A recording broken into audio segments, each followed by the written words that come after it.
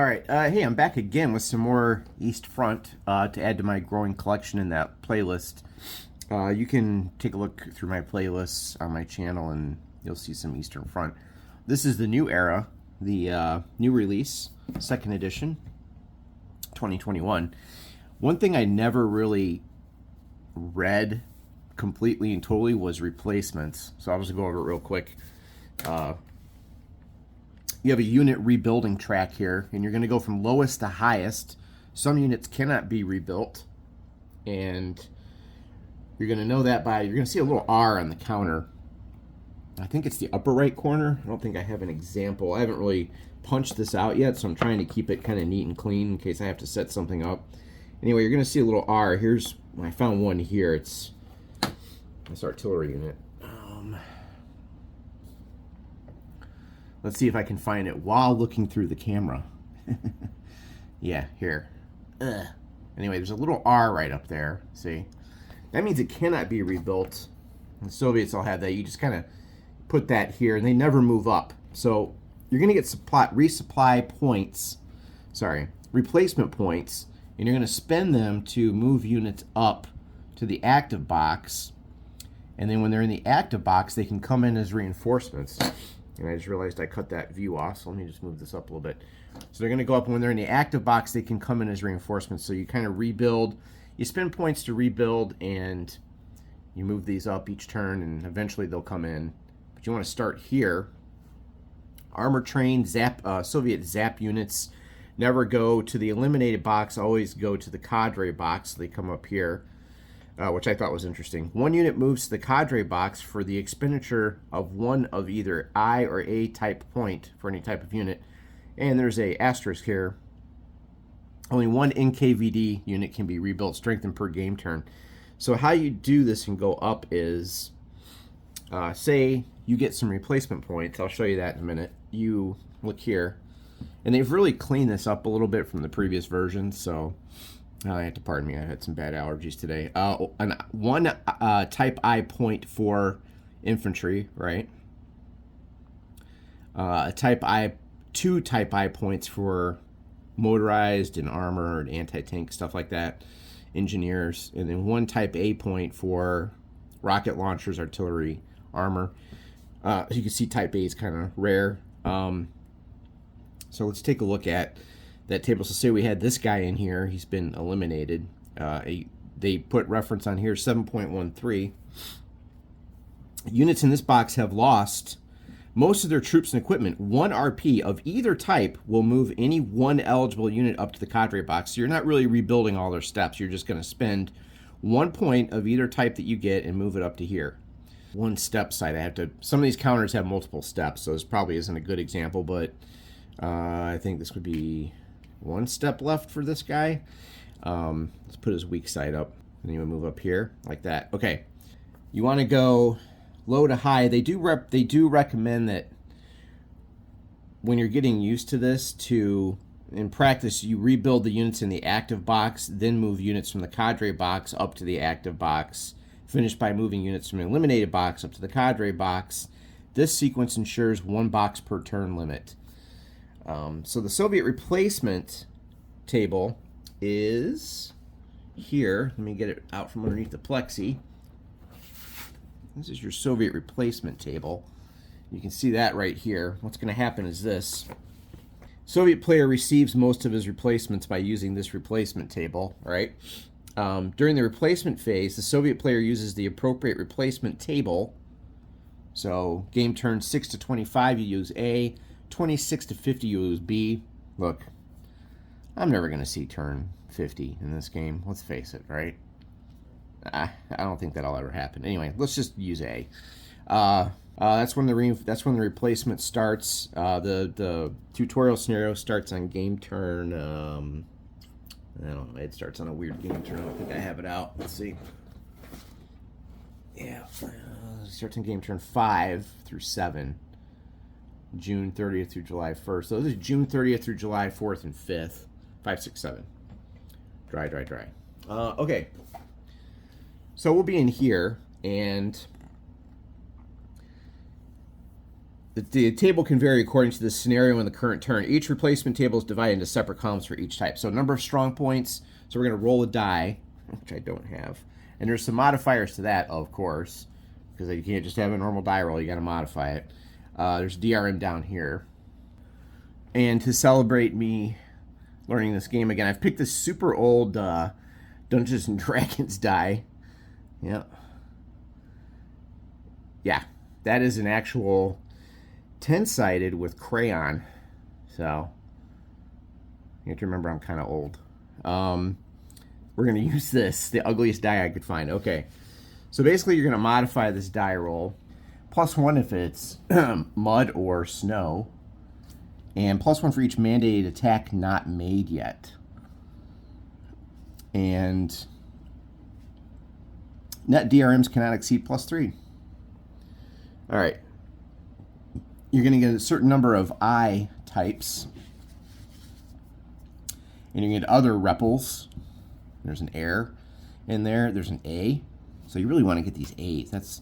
You want to get these high rolls so you get those A's, get that armor back in the game. Events are over here. There's special events that can happen. So we'll see what happens here. And we'll give this a shot. You can also bombard Moscow, which is kind of cool. I don't know how much I'm going to do that, but... Okay, let's say it's mud. Alright, so that's a 4 +1. That's 5. We're going to go here. Die rolls 5, we're going to get 5 + 1E. 5 + 1E strong points. Okay, what that means is receive indicated number of additional strong points. Place on either a friendly location for VPs, usually a town, city, major town, can be built within 5 hexes of a city, not just a major city, if there's an NKVD unit is on the city during the period of construction. So 5 strong points +1 of the special type, right? And then you got to go by this E right here to place that. Then we get 4 type or I types points. If you remember here, so here's your types. 2 I type points to move the motorized up, 1 to move the infantry. So right there we would get 4 of them. So you could easily take 1 unit moves to the Condre box for the expenditure of 1 of either I or A. So I could, for example, use one of those right now. It's 1 box. You can't move more than 1 box. I would spin 1 of those and move him up to here. The next turn would come around, and it's 1 type I point for the infantry. This is just basic infantry. I would spin another one and move him up to here. Then he would be eligible to come in as a reinforcement. So they go through a long process of rebuilding and then coming back into the game. We also would get, with that roll, we don't get any other. That's the worst possible roll, and of course I had to do it. This is blank here. Of course we get nothing there. But then we get this event, S + 2R. Place 1 or 2 hexes in general supply or receive 1 or 2 ASPs. May perform 1 of each of 2S. Of course, we do not get that. It's S + 2R. Release 2 garrison hexes per R result, or draw 1 special reinforcement pool group per R result. So there are some events here that let you do, like we're going to be able to place 1 or 2 hexes in general supply, which is kind of neat if you're in trouble. Or you can get receive 1 or 2 ASPs. If we gotten a 2S, we would have been able to perform 1 of each. But we got the 2R. 2 garrison hexes per R result. So that's pretty nice. So that means one of your garrison gets released and they're free to go fight. Now, what I'm not sure about is draw 1 special reinforcement pool group per R result. Oh, it's release 2 or draw 1 per R result. So any combination of either. So you could draw, oh, that's kind of neat. You could draw a special reinforcement and release 2 garrisons. You could release 4 garrisons, or you could draw 2 special reinforcements. But let's take a look at what that is. I'm not exactly sure.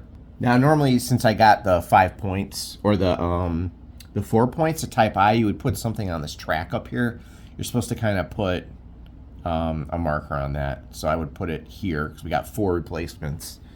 You just need your special marker. Yeah, it's in here somewhere. I haven't punched it yet, but you get the idea. So you want to mark that up there to be all organized, okay? Then I is infantry, right? I point is infantry, and the A is armament. That's what those stand for. You can also save these points every turn, but if you go off the track, the excess is lost. So you definitely want to spend them. Now, during the Soviet engineering phase, that's when you move. That's when you spend points to do all this stuff. So that is going to come in. Here's your sequence of play. Let me zoom out a little bit. Soviet engineering phase will be at the end of their turn here, of course.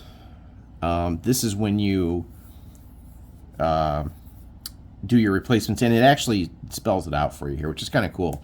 So this expanded sequence really helps a lot. So if you want to play this game, you just follow this whole thing carefully.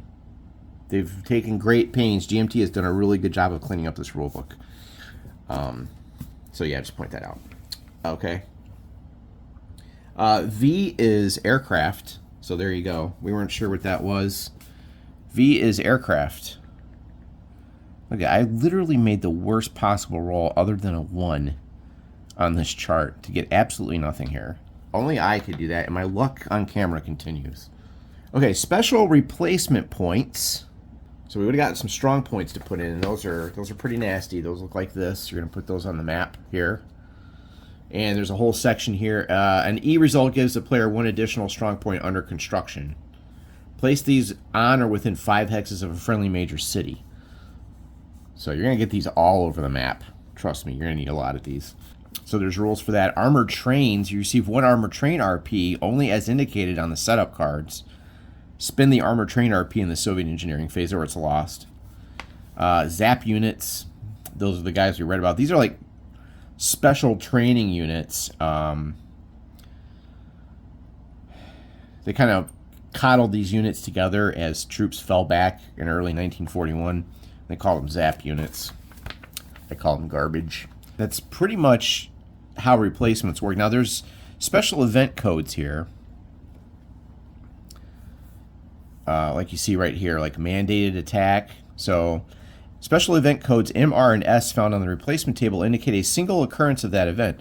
These take effect on the turn received. Multiple occurrences of the same event are indicated by a number. So, remember, we got S plus 2R. So we got reinforcement, group, or garrison released. And then they explain to you here what that does. Now, were they good about that in putting the rule reference in here? Tisk tisk. Now, you know me, I'll probably write on this. I know it drives people nuts, but I'll probably write on this 7.52. And then there's additional supply. Receive 1 additional ASP, etc., etc. But the replacements, if you read over them, they start to make a lot more sense. And then there's a whole thing here for axis replacements. Units can receive replacements while on the map. So you can actually take points and, repair or replace units on the map that have been suffered losses. And then there's a Soviet reservist thing and things like that. And then they cleverly tie this into reinforcements and how replacements can come in after they move up to that box where they come in the next turn. So these all go in together. And if you're wondering about the order, they pretty much are going to do the rule book in order of how it's laid out. So you're going to see the rule book do weather, replacement, reinforcements, air. So you're going to have to dig pretty far into the rule book before you get to the combat and the good stuff here. But I have other videos that go over that, so you don't really need to, I don't need to rehash it here, but that's kind of how replacements work. Again, it follows a pattern of going up like this, but they want you to spend here, then move up, and then move up like that. But that's how you decipher all these little weird codes down here. I'll zoom in on that just a little bit. That's what all this stuff means. I've never dealt with armored trains, and I've never played a scenario where I need replacement points. I should really try a bigger scenario, but I don't know. I don't know if I have the chutzpah for that, so we'll have to see. Anyway, I just wanted to put that out there, how well the new rulebook is laid out, and it will walk you through it step by step. Now, it should be noted that when you reach up here, you can leave this unit in the active box and keep spending points to give it another step to get it fully recovered. So you don't have to send it in super weak. You can actually leave it up here and keep spending points to rebuild it fully. And you can find that on page 13 of the standard rules, 7.11, the active box. And you can see that rule right there. Units remaining in the active box can regain 1 step per turn by spending 1 or whatever the appropriate point is that you got to spend, right, to bring it back up. So in case you're wondering, you know, how you get the steps back fully, that's how you do it. You're going to leave it in the active box for a little while. And then the rest of this stuff is your ready, flown, damaged. This is all your aircraft stuff. So that's pretty much what this little player aid is, and it's blank on the back because you're going to have stuff on it, and you can't really flip it over. So, and that is what this table's for right here. Kind of explains that. Again, very nicely laid out. If you caught me with this a few years ago, I would have no idea what the hell I was talking about. So, future me to past me, watch your video. All right, that's it, and I'm hoping to get something set up. I'm still getting refamiliarized with everything today, and I've got so many games coming in that I might... Don't be surprised if I get distracted again by the stuff that I have coming in. So you might see me all over the place on this channel coming up in the next few weeks. That's it for today's little lesson. Thanks for watching.